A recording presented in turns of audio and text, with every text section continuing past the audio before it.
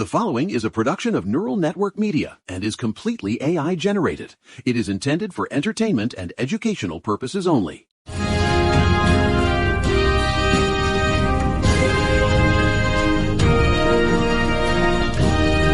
it is Saturday, April 11th, 2026, and I am telling you, if you thought yesterday's talk about the FEMA slush fund was the peak of the madness, you haven't seen the morning wires yet. No, literally, my screen time is already at 4 hours, and it's barely breakfast. Yesterday, we were mourning the DNC's bureaucratic death over APAC and watching the RNC try to shadow ban expats from voting.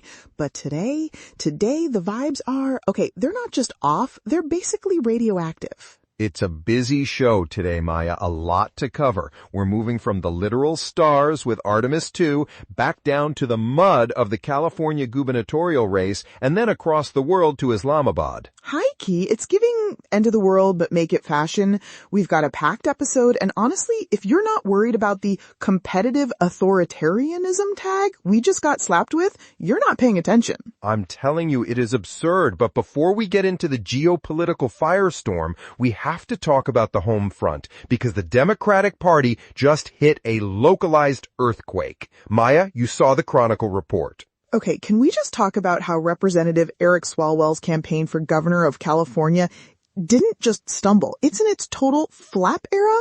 Oh, it's worse than a flop. It's a moral collapse. No, literally. The San Francisco Chronicle dropped the receipts yesterday, sexual misconduct allegations, a former staffer saying he assaulted her in 2019 and again in 2024, and then 3 more women popped up on CNN with the "you up" level inappropriate messages.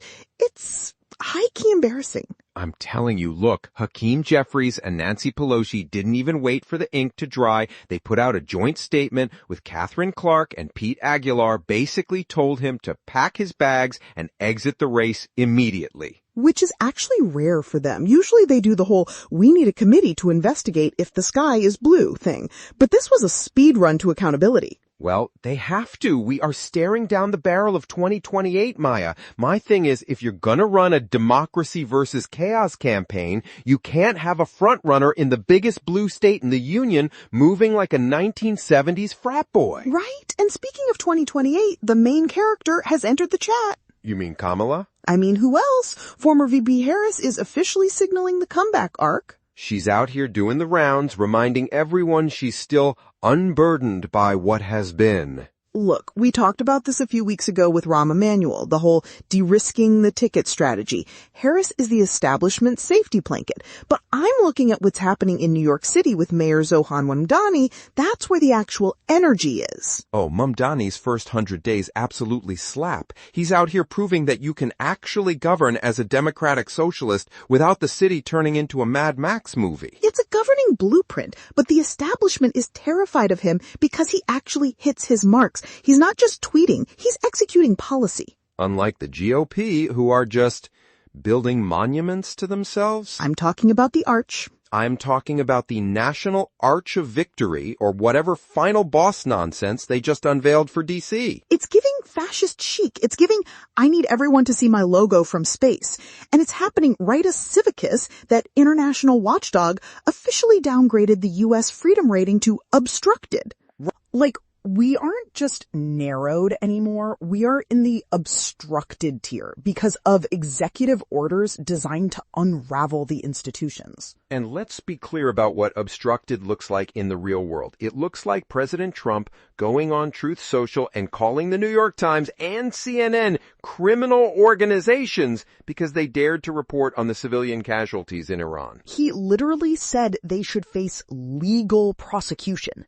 That's not a meme, Julian. That's a villain arc for the First Amendment. It's the flooding the zone strategy. If you can't win the argument, you criminalize the arguer. It's what 340 former intelligence officers called competitive authoritarianism in that report they just dropped. They have moderate to high confidence that we are moving toward a system where elections are just stage dressing.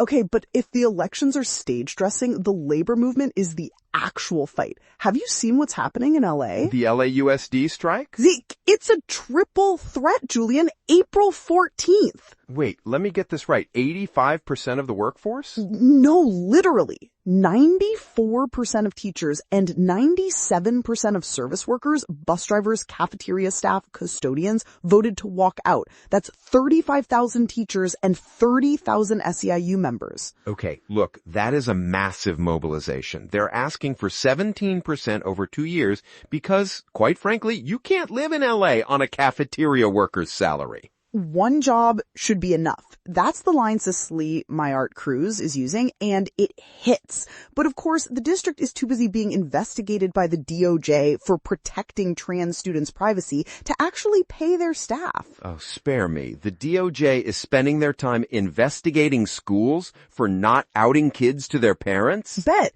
While Tennessee is surprisingly walking back those mass violence laws that were basically criminalizing 8-year-olds for making finger guns. Well, even Tennessee realized that putting kids in the carceral system for developmental jokes was a bad look for the pro-family party. But while the schools are fighting, the hospitals are even worse. The HIV testing stats? Look, this is what happens when you let conscientious objection become the law of the land. 11 states have these laws now where a doctor can just say no to treating you if they don't like your lifestyle. And the University of Illinois Chicago study proved it. LGBTQ plus adults in those states are 28% less likely to even get an HIV test. Right? Because why would you go to a doctor who might literally look at you and say your existence is a sin? It's state-sponsored neglect. And then you add the measles resurgence, the worst in 30 years, because we've treated public health like a choose-your-own-adventure book. It's the anti-science era, and we're just all living in it, or unaliving in it, apparently. I'm telling you. But hey, at least we went to the moon. Artemis 2. Now, I have to say, seeing that Orion capsule splash down off the coast of San Diego yesterday, that was a moment. Christina Koch, Victor Glover, these are heroes. They went 250,000 miles out. No, it definitely slaps as a scientific achievement, but did you see the PR? Jared Isaacman and the White House are already using it to distract from, well, everything we just talked about. It's the distraction by stardust strategy. Look at the shiny rocket while we deport the activists. Exactly. Like Mahmoud Khalil. Oh, right. The Palestinian activist from Colombia. The BIA, the Board of Immigration Appeals, just issued his final order of removal, a green card holder. They're claiming his campus activism was aligned with Hamas with basically zero evidence. It's a terrifying precedent, using the immigration courts, which, remember, are under the Attorney General, not the independent judiciary, to bypass First Amendment protections. If you're not a citizen, your speech now has a deportation trigger. It's the weaponized status era, and while we're talking about terrifying tech, can we discuss Claude Mythos? The Anthropic AI? Okay, so Anthropic just demoed Claude Mythos Preview to a room full of Wall Street CEOs and the Treasury Secretary. I heard about this. Project Glasswing. Bet. This model is so cracked, it found 181 zero-day exploits in software where human engineers only found 2. 2 out of 181? Literally. Anthropic is saying it's too dangerous for public release. They're basically keeping it in a digital bunker because it could, theoretically, take down the global financial system over a long weekend. Look, that is the most terrifying thing I've heard all week. We are building gods that we have to keep in cages, while the humans in charge are still fighting over 250-foot arches in D.C. It's the mismatch for me. Before we get to our main story, and it's a heavy one, we need to talk about why we can even have these conversations. No, literally. Independent media like this doesn't just manifest out of the ether. It takes real human work to build the infrastructure. We are 100% here because of the vision and the grind of our creator, Eric Christensen at Neural Network Media. He is not a media conglomerate. He is a builder who poured his own resources and time into creating this platform so we could have these conversations. He really did. If you value independent voices over corporate algorithms, please like, subscribe, and consider visiting our new Patreon at patreon.com/neuralnetworkmedia to support this work. It's an act of solidarity that keeps the lights on and the servers running. Bet it keeps us from being shadow banned by the algorithm.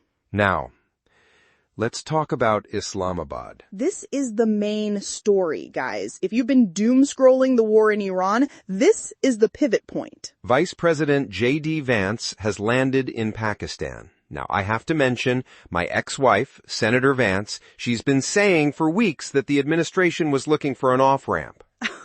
Your black book of connections never fails, Julian. Oh, don't you start. But look, this is the most significant diplomatic effort of this administration. We've had 6 weeks of Operation Epic Fury. Epic Fury. It sounds like a bad mobile game, but the reality was 900 strikes in 12 hours. They killed Supreme Leader Ali Khamenei. They decapitated the Iranian leadership. But they also hit a girls' school in Manab.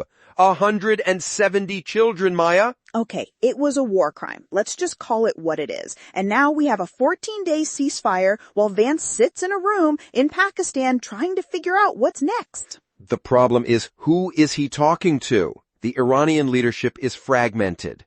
The Strait of Hormuz is closed. The global energy crisis is making 1973 look like a minor inconvenience. And don't forget the Pope. Pope Leo XIV. The first American pope. He's leading what I'd call a moral rebellion. He's basically the only one with a platform big enough to ratio the White House right now. He's calling for an immediate end to the occupation.